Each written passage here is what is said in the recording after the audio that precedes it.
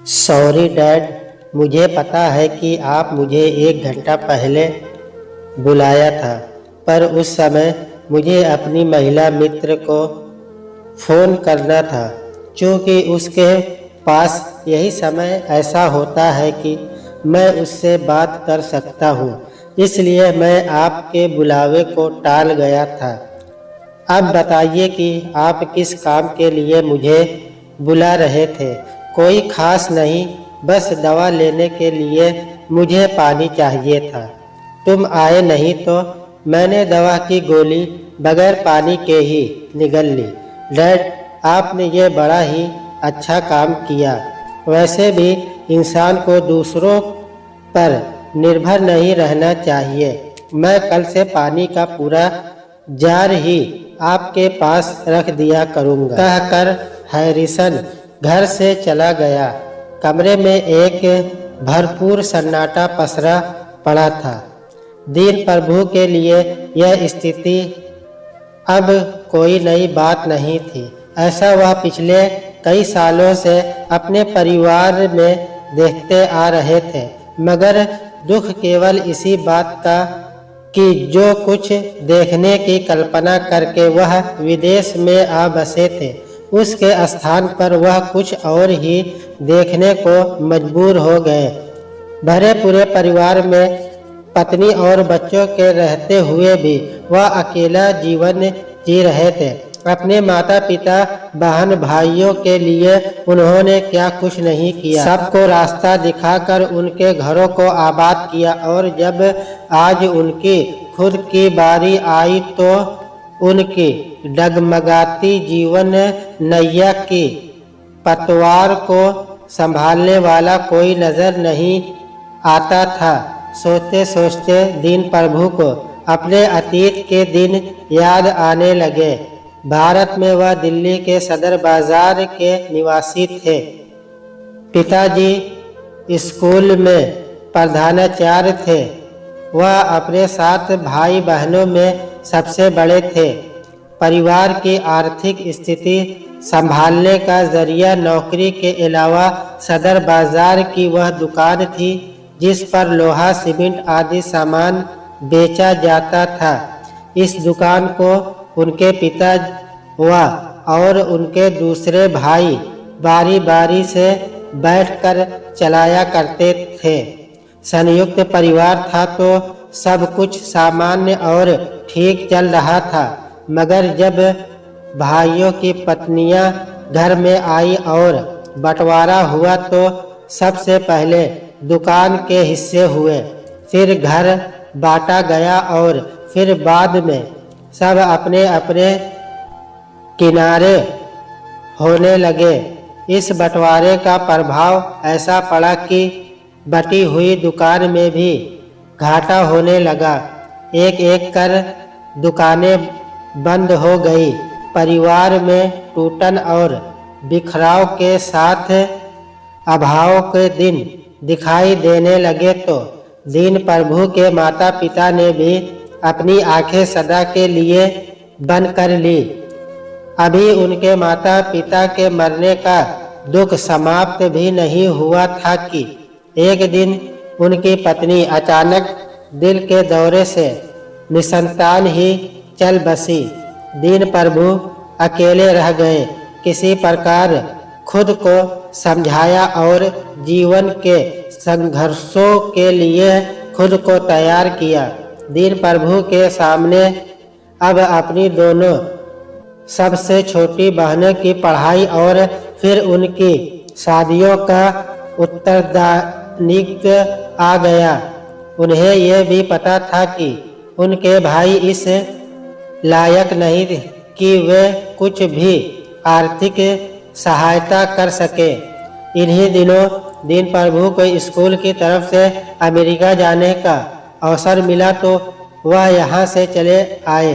America में रहते हुए ही दीन प्रभु ने यह सोच लिया कि अगर वह कुछ दिन और इस देश में रह गए तो इतना धन कमा लेंगे जिससे बहनों की न केवल शादी कर सकेंगे बल्कि अपने परिवार की गरीबी भी दूर करने में सफल हो जाएंगे। अमेरिका में बसने का केवल एक ही सरल उपाय था कि वह यही कि किसी स्त्री से विवाह करे, और फिर यह शॉर्टकट रास्ता उन्हें सबसे आसान और बेहतर लगा। अपनी सोच को अंजाम देने के लिए दीन प्रभु अमेरिकन लड़कियों के वैवाहिक विज्ञापन देखने लगे। इत्तेफाक से उनकी बात एक लड़की के साथ बन गई। वह थी तो तलाकशुदा, पर उम्र में दीन प्रभु के बराबर ही थी। इस शादी का एक कारण ये भी था कि लड़की के परिवार वालों की इच्छा थी कि वह अपनी बेटी का विवाह किसी भारतीय युवक से करना चाहते थे, क्योंकि उनकी छावड़ा थी कि पारिवारिक जीवन के लिए भारतीय संस्कृति और संस्कारों में पला हुआ युवक अधिक विश्वासी और अपनी पत्नी के प्रति ईमानदार होता है। एक दिन दीन प्रभु का विवाह हो गया और तब उनकी दूसरी पत्नी लवली उनके जीवन में आ गई।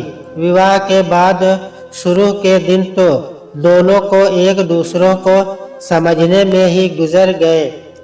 लवली उनकी पत्नी थी, मगर हर एक बात में सदा ही उनसे आगे रहा करती थी, क्योंकि वह अमेरिकी जीवन की अभ्यस्त हो चुकी थी। दीन प्रभु वहाँ कुछ सालों से रह जरूर रहे थे, पर वहाँ के माहौल से वह इतने अनुभवी नहीं थे कि अपने आप को वहाँ की जीवन शैली का अभ्यस्त बना लेते।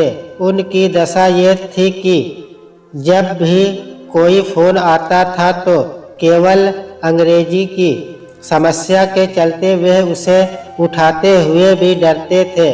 शायद उनकी पत्नी लवली इस कमजोरी को समझती थी, इसी कारण वह हर बात में उनसे आगे रहा करती थी। दीन प्रभु शुरू में ही सदाचारी थे, इसलिए अपनी विदेशी पत्नी के साथ निभा भी गए, लेकिन विवाह के बाद उन्हें यह जानकर दुख हुआ था कि उनकी पत्नी के परिवार के लोग सनातन धर्म का अनुयायी बताते थे, पर उनका सारा चलन ईसाईयत की पृष्ठभूमि लिए हुए था। अपने सभी काम से लोग अमेरिकियों की तरह ही करते थे। उनके लिए दीपावली, होली, क्रिसमस और ईस्टर में कोई भी फर्क नहीं दिखाई देता था। लवली के परिवार वाले तो इस कदर विदेशी रहन सहन में रच गए थे कि अगर कभी कभार कोई एक भी शनिवार बगैर पार्टी के निकल जाता था तो उन्हें ऐसा लगता था कि जैसे जीवन का कोई बहुत ही विशेष काम वह करने से भूल गए हैं। दीन प्रभु अभाव के जीवन के विभुक्त योगी थे, इसलिए वह हाथ लगे इस अवसर को खोना नहीं चाहते थे, और सब कुछ जानते और देखते हुए भी वह अपने परिवार के साथ तालमेल बनाए रखे। अमेरिका में आकर उन्होंने आगे और पढ़ाई की, फिर बाकायदा विदेश में पढ़ाने का लाइसेंस लिया और फिर वह बच्चों के स्कूल में अध्यापक नियुक्त हो गए। परिश्रम से दीन प्रभु ने कभी मुंह नहीं मोड़ा। अपनी नौकरी से उन्होंने थोड़ा बहुत पैसा जमा किया और फिर एक दिन उस पैसे से एक छोटा सा फ्रेंचाइज रेस्टोरेंट खोल लिया। फिर उनकी मेहनत और लगन रंग लाई। रेस्टोरेंट चल निकला और वह थोड़े समय में ही सुख संपदा से भर गए। पैसा आया तो दीन प्रभु ने दूसरे धंधे भी खोल लिए और फिर एक दिन उन्होंने प्रयास करके अमेरिकी नागरिकता भी ले ली। फिर तो उन्होंने एक एक कर अपने भाई बहनों के परिवार को भी अमेरिका बुला लिया। अपने परिवार के लोगों को अमेरिका बुलाने से पहले दीन प्रभु ने सोचा था कि जब कभी विदेश में रहते हुए उन्हें अकेलापन महसूस होगा तो वे 2-1 दिन के लिए अपने भाइयों के घर चले जाया करेंगे। अब तक दीन प्रभु 3 रेस्टोरेंट और 2 गैस स्टेशन के मालिक बन चुके थे।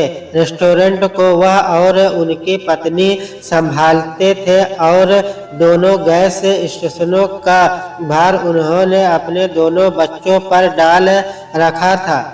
खान पान में उनके यहाँ पहले ही कोई रीति रिवाज नहीं था और न ही अब है, लेकिन फिर भी दीन प्रभु किसी न किसी तरह अपने भारतीय संस्कारों को बचाए रखने की कोशिश कर रहे थे, जबकि उनकी पत्नी बड़े मजे से हर तरह का अमेरिकी शाकाहारी व मांसाहारी भोजन खाती थी। पार्टियों में वह धड़ल्ले से शराब पीती और दूसरे युवकों के साथ डांस भी कर लेती थी। दीन प्रभु जब भी ऐसा देखते तो यही सोच कर तसल्ली कर लेते कि इंसान को दोनों हाथों से लड्डू कभी भी नहीं मिला करते हैं। अगर उनको विदेशी जीवन की अभ्यस्त पत्नी मिली है तो उसके साथ उन्हें वह सुख और संपन्नता भी प्राप्त हुई है कि जिसके बारे में वह प्रयात ही सोचा करते थे। विवाह के 25 साल पलक झपकते गुजर गए। इस बीच संतान के नाम पर उनके यहाँ एक लड़का और एक लड़की भी आ चुके थे। उन्हें याद है कि जब लवली ने पहली संतान को जन्म दिया था तो उन्होंने कितने उल्लास के साथ उसका नाम हरिशंकर रखा, मगर लवली ने बाद में उसका नाम हरिशंकर से हैरिसन रखवा दिया। ऐसा ही दूसरी संतान लड़की के साथ भी हुआ। उन्होंने लड़की का नाम भारतीय नाम पल्लवी रखा था, मगर लवली ने पल्लवी को पॉलिन बना दिया। लवली का कहना था कि अमेरिकन को हिंदी नाम लेने में कठिनाई आती है। उस समय लवली ने यह भी बताया था कि उसने जानना है और वह कहाँ तक अपने देश की सामाजिक मान्यताओं को बचा कर रख सकती है, और दीन प्रभु अपनी पत्नी की इस सोच से सहमत नहीं थे। उनका मानना था कि ठीक है, विदेश में रहते हुए खान पान और रहन सहन के हिसाब से हर प्रवासी को समझौता करना पड़ता है, लेकिन इन दोनों बातों में अपने देश की उस संस्कृति और संस्कारों की बलि नहीं चढ़ती है कि जिसमें एक छोटा भाई अपनी बड़ी बहन को दीदी, बड़े भाई को भैया और अपने से बड़ों को आप कहकर बुलाता है। यहाँ विदेश में ऐसा कोई भी रिवाज या सम्मान नाम की वस्तु नहीं है।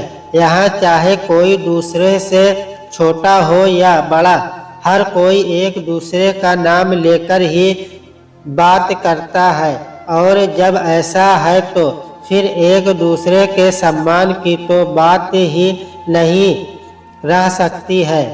एक दिन पॉलिन अपने किसी अमेरिकन मित्र को लेकर घर आई और अपने कमरे को बंद करके उसके साथ घंटों बैठी बातें करती रही तो भारतीय संस्कारों में भीगे दीन प्रभु का मन भीग गया। वह ये सब अपनी आंखों से नहीं देख सके। बेचैनी बढ़ी तो उन्होंने पॉलिन से आखिर पूछ ही लिया, कौन है ये लड़का? डैड, ये मेरा बॉयफ्रेंड है, पॉलिन ने बिना किसी झिझक से उत्तर दिया। दीन प्रभु जैसे सकते में आ गए। वह कुछ पलों तक गंभीर बने रहे, फिर बोले, तुम इससे शादी करोगी? उनकी इस बात पर पॉलिन अपने माथे पर ढेर सारे बल डालती हुई बोली, I am not sure. Pallavi ने कहा तो दीन प्रभु और भी अधिक आश्चर्य में पड़ गए। उन्हें यह सोचते देख नहीं लगी कि उनकी लड़की का इस लड़के से यह कैसा रिश्ता है जिसे मित्रता भी नहीं कह सकते हैं और विवाह से पहले होने वाले दो प्रेमियों के प्रेम की संज्ञा भी उसे नहीं दी जा सकती है। पॉलिन अक्सर इस लड़के के साथ घूमती फिरती है, जहाँ चाहती है बेझड़क उसके साथ चली जाती है। कई बार रात में भी घर नहीं आती है। उसके बावजूद वह ये नहीं जानती कि इस लड़के से विवाह भी करेगी या नहीं। काफी देर तक गंभीर बने रहने के बाद दीन प्रभु ने पॉलिन से कहा, क्या तुम बता सकती हो कि बॉयफ्रेंड और पति में क्या अंतर होता है? कोई विशेष नहीं डैड, दोनों ही एक जैसे होते हैं। अंतर है तो केवल इतना कि बॉयफ्रेंड की कोई जिम्मेदारी नहीं होती है, जबकि पति की बाकायदा अपनी पत्नी और बच्चों के प्रति एक ऐसा उत्तरदायित्व होता है जिसे उसे पूरा करना ही होता है। अतीत की यादें दिमाग में तभी साकार रूप लेती है जब कुछ मिलती जुलती घटनाएं सामने घटित हो। विवाह के बारे में बेटी का नजरिया जानकर उन्हें अपनी बहनों की शादी की याद आ गई। दीन प्रभु ने अपनी मर्जी से कभी अपनी दोनों छोटी बहनों के लिए वर चुने थे और दोनों में से किसी ने भी चू तक न की थी, मगर आज घर में उनकी स्थिति यह है कि अपनी ही बेटी के जीवन साथी के चुनाव के बारे में जबान तक नहीं खोल सकते हैं। दीन प्रभु को सिद्धार्थ के साथ एहसास हुआ कि नए समाज का जो यह नया धरातल है, उस पर उसके जैसा सदाचारी सरल स्वभाव का इंसाफ एक पल को भी खड़ा नहीं हो सकता। जिंदगी के स्वयं स्थिति आयास यदि बाहरी दबाव के कारण बदलने लगे तो इंसान एक बार को सहन कर लेता है, लेकिन जब अपने ही लोग खुद के बनाए हुए रहन सहन के दायरों को तोड़ने लगे तो जीवन में एक झटका तो लगता ही है। साथ ही इंसान अपनी विश्वसता के लिए हाथ भी मलने को मजबूर हो जाता है। दीन प्रभु जानते थे कि अपने द्वारा बनाए उस माहौल में रहने को वह मजबूर है जिसकी एक भी बात उनको रास नहीं आती। वह यह भी समझते थे कि यदि उन्होंने कोई भी कड़ा कदम उठाने की चेष्टा की तो जो घर बनाया है उसे बर्बादियों का ढांचा बनते देख भी नहीं लगेगी। जिस देश और समाज में वह रह रहे हैं उसके मान्यताओं को स्वीकार तो उन्हें करना ही पड़ेगा। जिस देश का चलन यह कहे कि ये मेरा अपना जीवन है, आप कुछ भी नहीं कह सकते हैं, और अब वह 21 वर्ष का बालिग हो चुका है हूँ, वहाँ पर बच्चों को जन्म देने वाले माता पिता का नाम केवल इस कारण चलता है क्योंकि बच्चे को जन्म देने वाले कोई न कोई माता पिता ही तो होते हैं। दिन रात की चिंता तथा काम की अधिकता के चलते एक दिन दीन प्रभु अचानक ही अपने रेस्टोरेंट में काम करते हुए गिर पड़े। अस्पताल पहुंचे और जांच हुई तो पता चला कि वह उच्च रक्तचाप और मधुमेह के रोगी हो चुके हैं।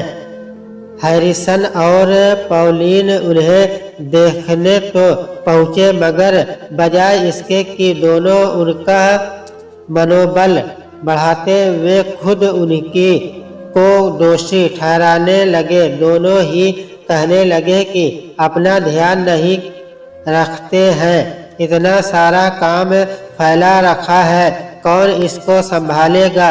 अपनी औलाद के मुंह से ऐसी बातें सुनकर उनका मन पहले से और भी दुखी हो गया। इसके अलावा उनके वे भाई जिनके बारे में उन्होंने सोचा था कि साथ रहेंगे तो मुसीबत में काम आएंगे, जब उन्होंने सुना तो कोई भी तत्काल देखने नहीं आया। हाँ, सब ने केवल एक बार फोन करके अपने कर्तव्य की इच्छिति कर ली थी। अस्पताल में 2 दिन तक रहने के बाद जब वह घर आए तो डॉक्टरों ने उन्हें पूरी तरह से आराम करने की हिदायत दी थी और समय पर दवा लेने तथा हर रोज अपना ब्लड प्रेशर व ब्लड ग्लूकोज को जांचते रहने को कहा था। लेकिन घर पर अकेले पड़े पड़े तो वह अपने को और भी बीमार महसूस कर रहे थे। बच्चों से जब कभी सुबह या शाम उनका सामना हो जाता तो वह केवल हाय डैड कहकर अपना फर्ज पूरा कर लेते थे। पत्नी हर दिन उनके पलंग के पास पानी का जग भर कर रख जाती थी, पर किसी दिन छुट्टी करके पति के साथ बैठने का ख्याल उसके मन में नहीं आया। काम करते समय अचानक गिर जाने के कारण उनकी कोई हड्डी तो नहीं टूटी थी, मगर उठने और बैठने में कमर में उन्हें बेहद तकलीफ होती थी। तकलीफ इतनी ज़्यादा थी कि किसी के सहारे से ही वह उठ और बैठ सकते थे। आज जब उन्होंने देखा कि उनका अपना बेटा हैरिसन घर में है तो यह सोचकर आवाज दे दी थी कि उससे पानी लेकर दवा भी खा लेंगे और बाकी का पानी भरकर वह उनके पास भी रख देगा। लेकिन आकर उसने जो कुछ कहा उसे सुनकर उनके दिल को भारी धक्का लगा था। साथ ही उन्हें यह समझते देख देर नहीं लगी कि उनकी अहमियत आज़ाद ख्याल में पलने वाले उनके बच्चों की व्यक्तिगत इच्छाओं के सामने बहुत हल्की है, जिन्हें पूरा सुख देने के लिए उन्होंने अपनी हड्डी पसली एक कर दी थी। सोचते हुए दीन प्रभु को काफी देर हो गई थी। अतीत के विचारों से हटकर एक बार पूरे घर का जायजा लिया। अपना ही घर देखकर आज उन्हें लगा कि विक्टोरियन हाउस उनकी दशा को देखकर भाई भाई कर रहा है। घर में सुख और संपदा की हर वस्तु मौजूद थी, मगर यह कैसी मजबूरी उनके सामने थी कि दूसरों के हित के लिए अपना जीवन दांव पर लगाने वाले दीन प्रभु को आज एक गिलास पानी देने वाला कोई नहीं था। काफी सोच विचार के बाद दीन प्रभु ने फैसला लिया कि अब समय आ गया है कि वह सबसे खुलकर बात करे। अगर बच्चों की मनोधारणा उनके हित में निकली तो ठीक है, अन्यथा वह अपना सामान समेटकर भारत वापस चले जाएंगे और कहीं एकांत में शांति से रहते हुए समाज सेवा कर अपना बाकी का जीवन गुजार देंगे। शाम हुई, सब लोग घर में आ गए। रोज की तरह सब लोग एक साथ खाने की मेज पर बैठे तो सबके साथ खाना खाते हुए दीन प्रभु ने अपनी बात शुरू की और बोले, बच्चों, मैं बहुत दिनों से तुम लोगों से कुछ कहना चाह रहा था, पर परिस्थितियां अनुकूल नहीं दिखती थी। आज मुझे लगा कि मैं अपनी बात कह ही दूं। मैं जब अमेरिका आया था तो अपने साथ बहुत सी जिम्मेदारियां लेकर आया था, जिन्हें पूरा करना मेरा कर्तव्य था और मैंने वह सब कर भी लिया। यहाँ रहते हुए मैंने तुमको सभी तरह की सुविधा और सुखी जीवन देने की पूरी कोशिश की। अमेरिका के सबसे अच्छे कॉलेजों में तुम्हें शिक्षा दिलवाई। तुम लोगों के लिए रेस्टोरेंट और गैस स्टेशन खोल रखे हैं। अब यह तुम्हारी मर्जी है कि तुम इनको संभाल कर रखो या फिर नष्ट कर दो। मुझे तुमसे क्या चाहिए? केवल एक जोड़ा कुर्ता पैजामा और 2 समय की दाल रोटी। तुम पर अपना बोझ डालना नहीं चाहता हूँ, फिर भी तुम मेरी अपनी संतान हो, इसलिए तुमसे मैं पूछना चाहता हूँ कि मैंने तुम्हारे लिए इतना सब कुछ किया है, बदले में तुम मेरे व्यक्तिगत जीवन के लिए क्या करना चाहते हो? दीन प्रभु की बातें सुनकर उनका बेटा हैरिसन गंभीर होकर बोला, डैड, मैं आपके लिए अमेरिका का सबसे आलीशान और महंगा नर्सिंग होम तलाश करूंगा और मैं आपसे कम 15 दिन में एक बार मिलने जरूर ही आया करूंगी। अपने बच्चों की बातों को सुनकर दीनदयाल कुछ भी नहीं बोल सके, क्योंकि वह जीवन के इस तथ्य को अच्छी तरह समझ चुके थे कि विदेश में आकर अपनी सुख सुविधा के लिए वह जो कुछ चाहते थे वह तो उन्हें मिल चुका था, लेकिन इसे पाने के लिए उन्हें अपने उन भारतीय संस्कारों की कुर्बानी भी देनी पड़ी, जिसके तहत एक भाई अपनी बहन के लिए, माँ अपने बच्चों और परिवार के लिए, बेटा अपने पिता के लिए और पत्नी अपने पति के लिए जीती है। उनके द्वारा बसाई हुई सुख की नगरी में आज खुद उनका वजन कितना हल्का हो चुका है, सोचकर वे उफ भी नहीं कर सके।